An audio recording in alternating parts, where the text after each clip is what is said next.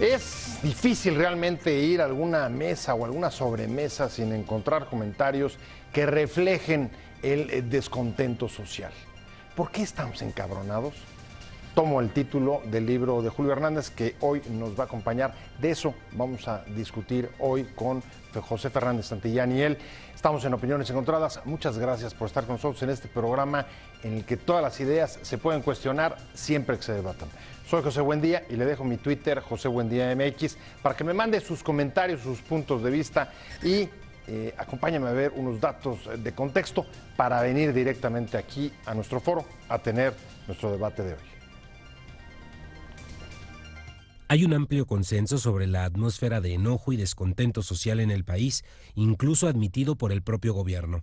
Desde que comenzó el año, el llamado gasolinazo avivó los reclamos que se acumulan por causas muy diversas que van desde la pérdida del poder adquisitivo, la inseguridad, hasta la corrupción y los escándalos por millonarias desviaciones de recursos públicos de más de una docena de gobernadores. En la prensa a diario se leen nuevos escándalos y reconocimiento del clima de indignación social, por lo cual también son frecuentes las advertencias sobre los riesgos de que se desborden los canales institucionales o deriven en agitación como las protestas del gasolinazo a principios del año. Este ambiente social coincide además con las elecciones federales de 2018 para la renovación del gobierno federal, que requerirá de la participación de la ciudadanía en las urnas, aunque para muchos las opciones no alcanzan para procesar el descontento por la vía institucional a través del voto y se teme el abstencionismo. Uno de los últimos episodios alarmantes es el fenómeno de los huachicoleros del Triángulo Rojo de Puebla, en donde cientos de pobladores se enfrentaron al ejército para defender una actividad claramente ilícita, que representa una nueva escala en el desdibujamiento de los poderes del Estado que venimos padeciendo. También se señala la desigualdad y la concentración de la riqueza como factor de inconformidad, ya que la pobreza cada vez más convive con fortunas multiplicadas y en muchos casos amasadas con dinero de la corrupción gubernamental. Circulan análisis y ensayos como el de Julio Hernández, Encabronados, que tratan de dar cuenta de los agravios detrás de la indignación, así como de las razones del enojo, como dice el autor. ¿Qué lo causa? ¿Cómo procesar el conflicto latente? ¿Qué papel tienen las elecciones? Posiciones. 1.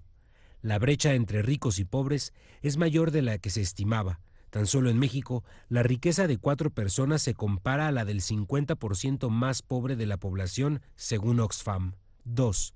En opinión de Julio Hernández, la molestia por sí sola solo puede llevarnos al abstencionismo o valemadrismo, por lo cual es preciso trascenderla para conseguir un verdadero cambio, aunque falten cauces, líderes capaces de generar movilización social.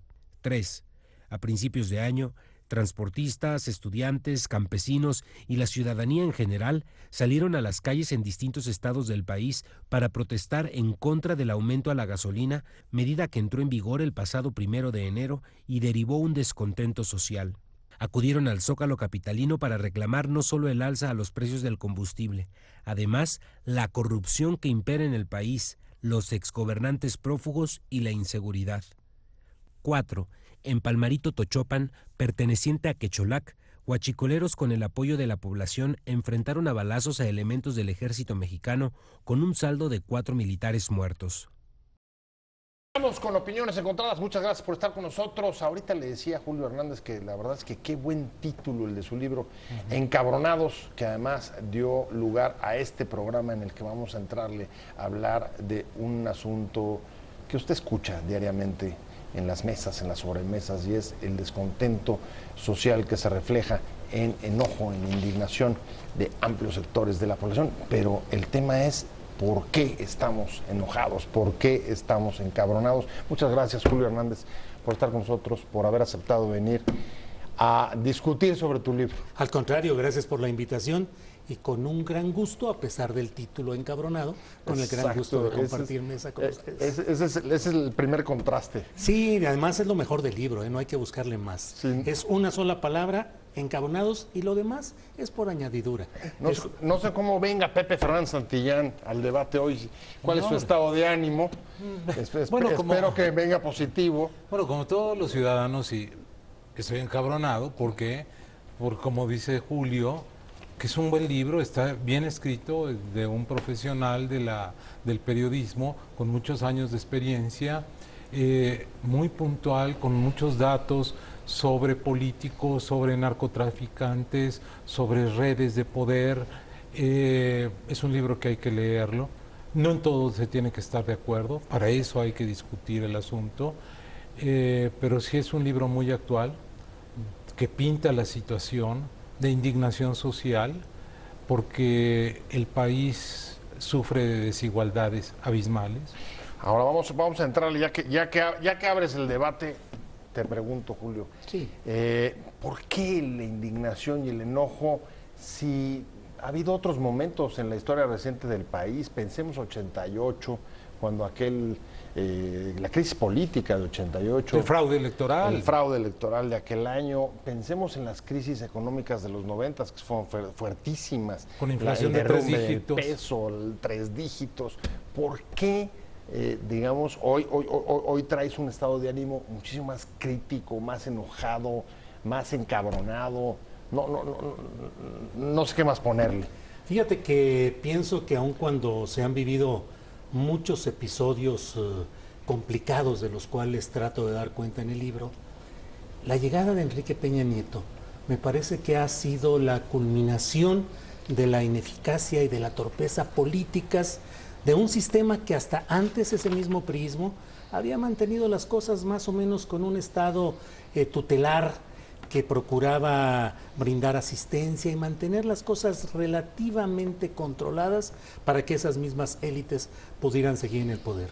Un descalabro que ya fue traumático fue el sexenio, desde mi punto de vista, el sexenio de Vicente Fox.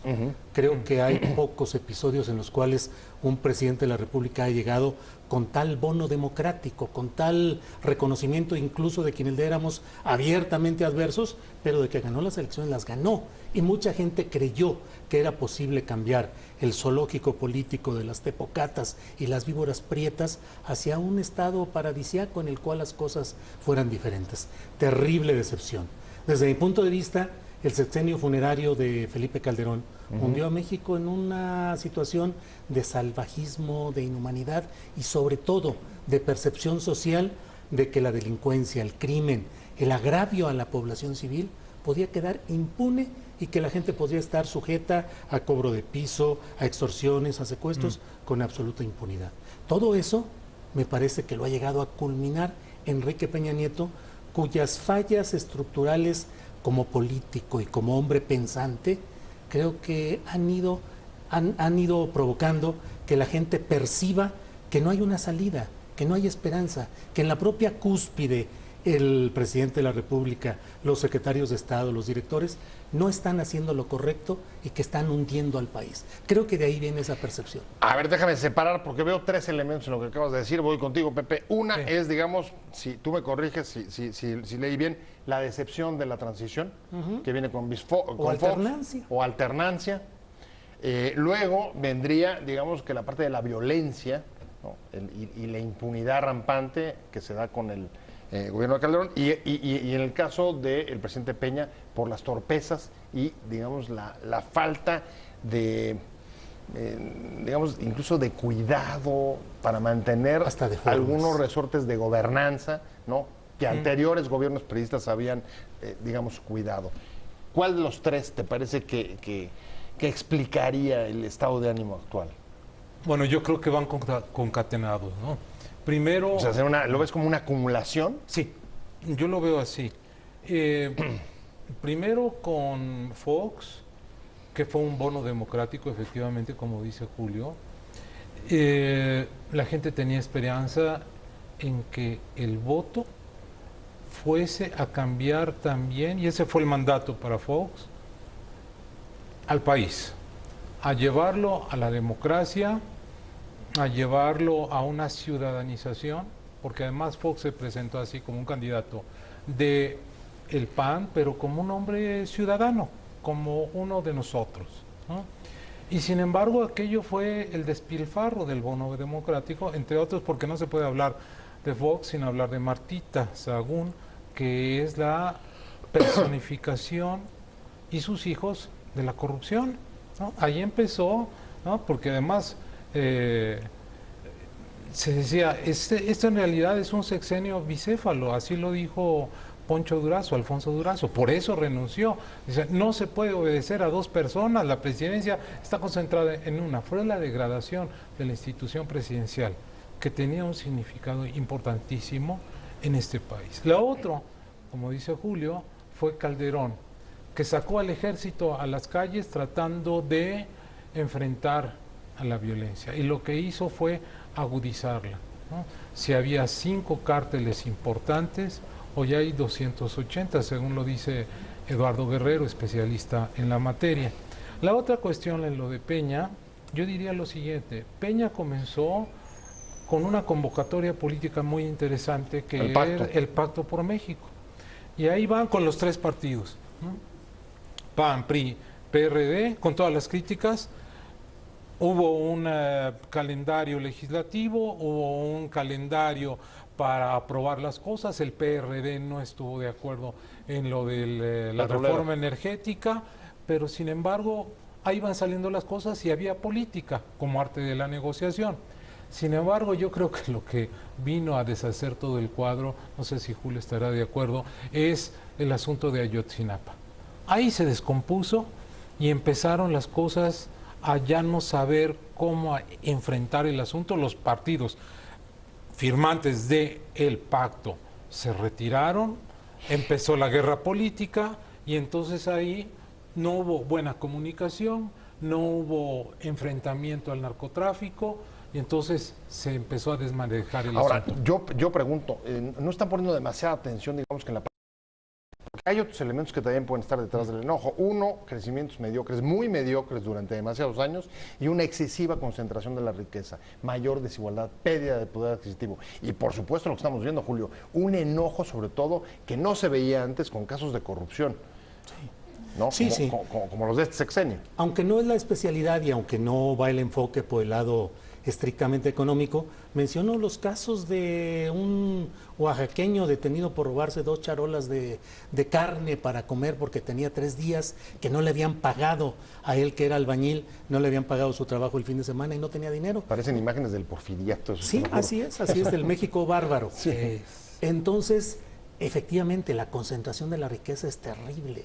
No puede ser que un México como el nuestro pueda avanzar con esa concentración de la riqueza en unas cuantas familias y que tengamos el orgullo en sentido negativo de tener a uno de los hombres más ricos de todo el mundo. Así es. Y que tengamos además hoy, por ejemplo, el reporte de que estamos en una situación de letalidad en segundo lugar después de Siria. Son consecuencias una de las otras. Perfecto.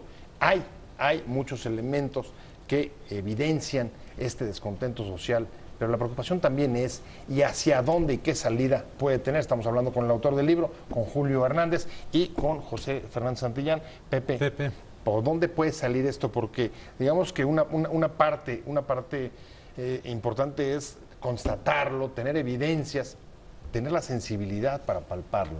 Sí. Pero al mismo tiempo necesitamos, digamos, advertir también sobre los riesgos que podemos correr. Mira, leyendo el libro de Julio, él empieza con el gasolinazo. Yo creo que fue un encabronamiento interclasista, desde el más bajo hasta el más alto. Hubo protestas, hubo violencia, alguna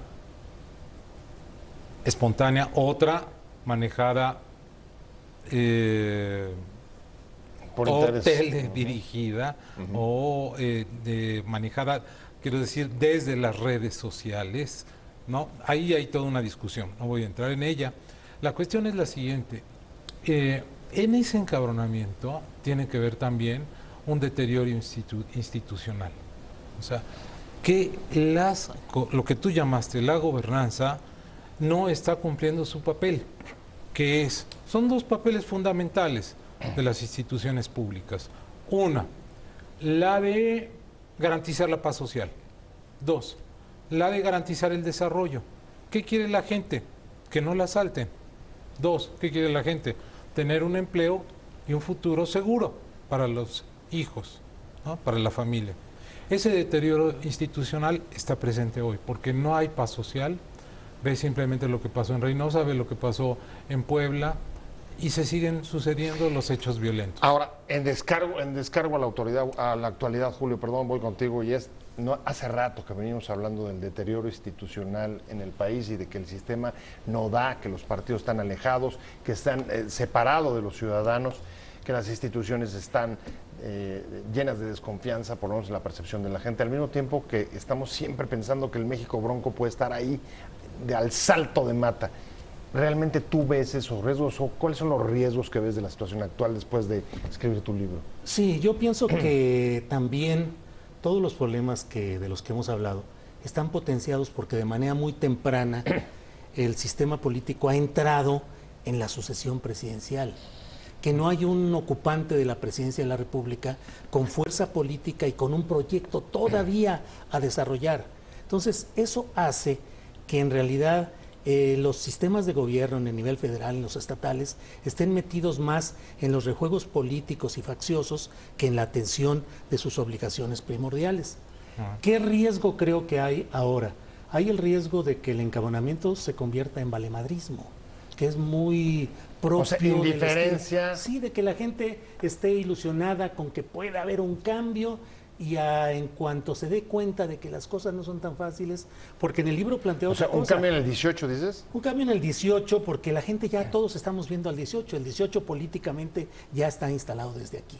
Sí. Pero pareciera que se espera que haya soluciones mágicas, caudillistas, de élites que lleguen al poder y de repente cambien todo, sin darnos cuenta de que la acumulación de problemas que hemos permitido como ciudadanos también, con nuestra tolerancia, con nuestra indolencia, con un encerramiento y un egoísmo centrado en lo inmediato, eso va a costar dolor ir cambiando las cosas. ¿Tú sientes que eso es lo que tiene, y voy con la misma pregunta contigo ahorita, Pepe, pero ¿sientes que eso es un poco lo que tiene a López Obrador en el primer lugar de las encuestas? Sí. ¿Esa clase digamos, de actitudes? Sí, en primer lugar que él se ha posicionado en el polo del antisistema casi como única pieza. No veo nadie más que esté verdaderamente Está captando el voto de los indignados. Y segundo, que yo insisto, siempre lo digo, que pareciera que el sistema le hace la campaña a López Obrador. Claro. Le regalan puras pelotitas para que meta gol y actúan presionando, amagando y haciendo campañas de presunta inteligencia política que terminan beneficiándolo. Todo eso ayuda a que se esté esperando que haya un cambio fuerte, importante, trascendente en 2018, que quién sabe si se pueda cumplir solamente desde el ritual de las urnas. Nuevamente sobre expectativas, Pepe. Nuevamente confiar en que un hombre va a venir a cambiar la historia. Ese es el peligro y esa es una de las virtudes del libro de Julio. También critica a López Obrador. Y dice, se pone en el lugar del santón que dice, si te arrepientes, yo te perdono, incluso los excesos que hayas cometido y las corruptelas que hayas cometido. Entonces Julio dice, no señor, usted no es Dios para perdonar, y menos en un sistema en donde hemos luchado por justicia, y la justicia quiere decir la ley, y usted no está sobre la ley. Eso se lo dice Julio a López Obrador, y me parece de una gran virtud, ¿no? Porque es un libro escrito desde la izquierda y desde una lucha democrática. Nosotros, nuestra generación, luchamos por la democracia desde el 68 para que se respetara el voto, para que hubiera pluralidad, para que hubiera libertad de expresión, para que hubiera respeto de las libertades civiles. ¿Y dónde nos perdimos, Julio? ¿O bueno, dónde se perdió la expectación del cambio? Es una larga expectativa. Tú, a usar tus palabras, tú que te has metido a bucear ahí en las aguas negras. Aguas negras. ¿Qué has encontrado por ahí? Ya ves que en el canal del desagüe se encontraron hasta combis. No sé tú qué hayas encontrado. No, y en algunos me dijeron, hasta un tesoro te puedes encontrar, pues lo sigo buscando. Exacto. Yo pienso que fue muy traumático para la sociedad el asesinato de Luis Donaldo Colosio. Creo que ahí se perdió un momento